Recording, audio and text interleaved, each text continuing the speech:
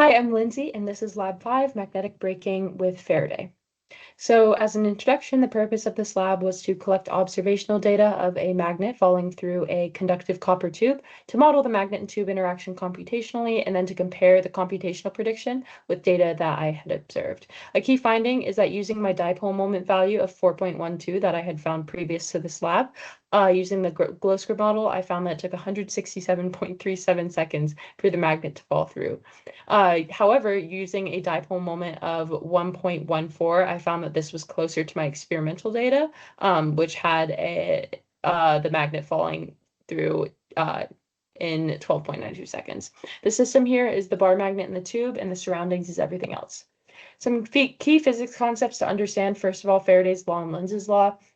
Faraday's law is talking about how a changing magnetic field through a loop creates a voltage proportional to the rate of change of the magnetic flux, and Lenz's law says that induced voltage opposes the flux change. Newton's second law of motion will allow us to set the force of gravity equal to the magnetic force, given that our system is the bar magnet and the tube.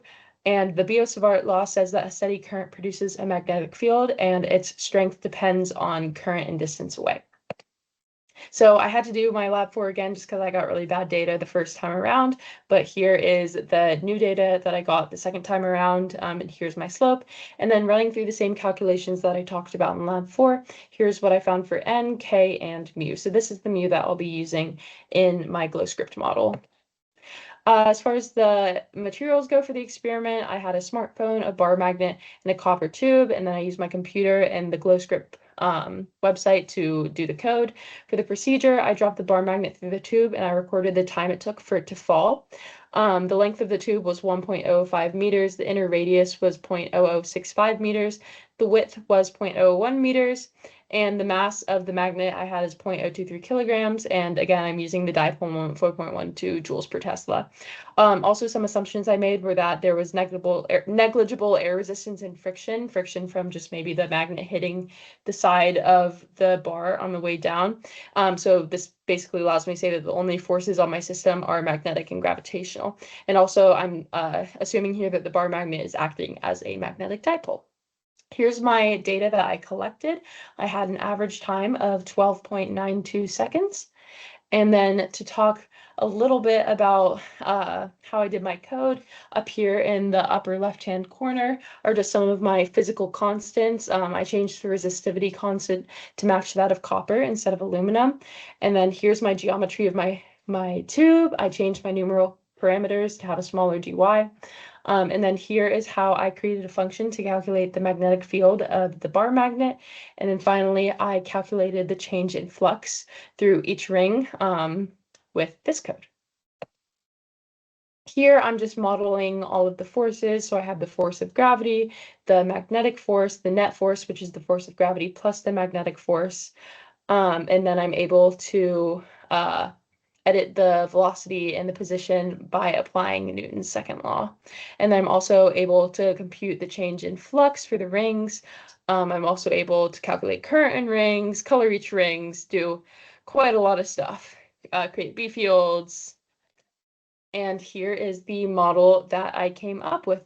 So here, as the magnet is entering the tube, this is where you see this sharp drop. This is where the force of gravity is greater than the magnetic force.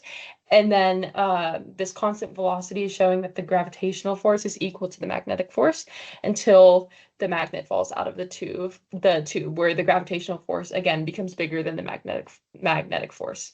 For the 4.12 dipole moment, I got 167.37 seconds again, and 1.14, I got 12.95 seconds. Interpreting the simulation.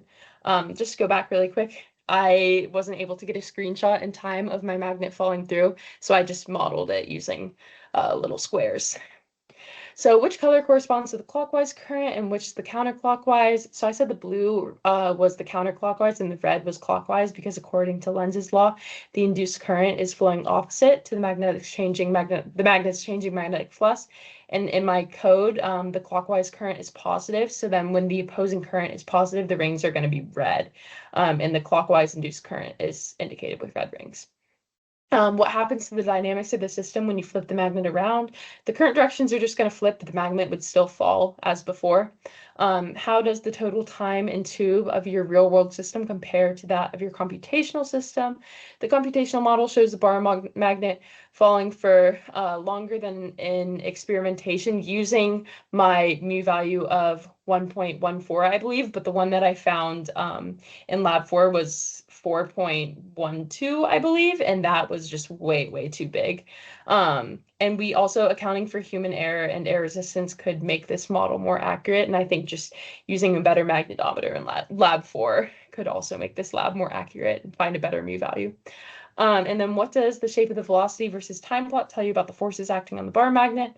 The magnetic and the gravitational forces eventually act equal and opposite.